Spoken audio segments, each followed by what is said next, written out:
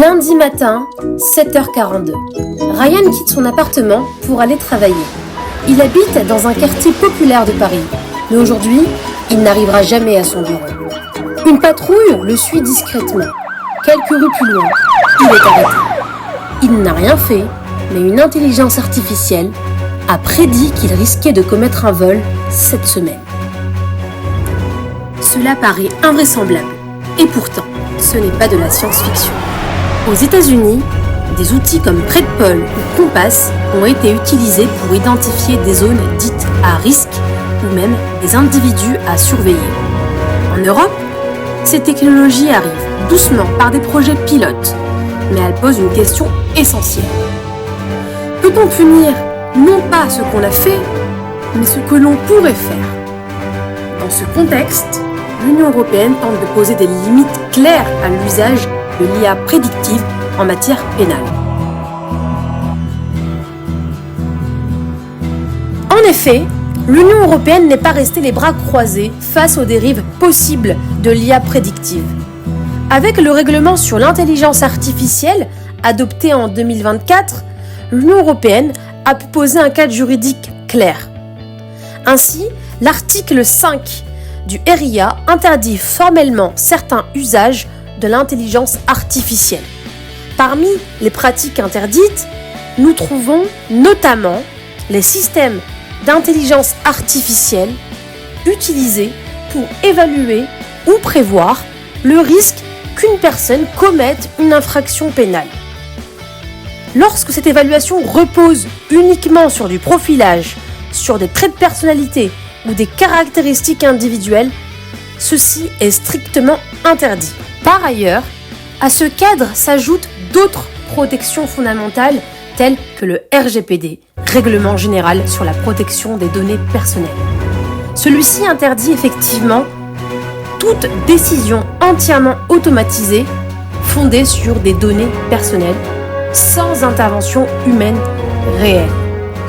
Enfin, la Charte des droits fondamentaux de l'Union européenne garantit également le respect de la vie privée, la présomption d'innocence et l'égalité devant la loi. En somme, dans une Europe fondée sur l'état de droit et les règles démocratiques, il n'est pas acceptable de punir des intentions supposées, encore moins sur la base d'un algorithme. In fine, il n'est pas question d'accepter une justice des probabilités. En effet, la justice repose sur des preuves, pas sur des prédictions algorithmiques. Surtout lorsque ces prédictions algorithmiques ne sont pas neutres. En effet, elles se nourrissent de données passées et très souvent biaisées. Un quartier plus surveillé dans le passé, il deviendra automatiquement une zone à risque. Une population plus contrôlée, elle le restera. Ainsi, ce sont les mêmes personnes qui sont ciblées, encore et toujours.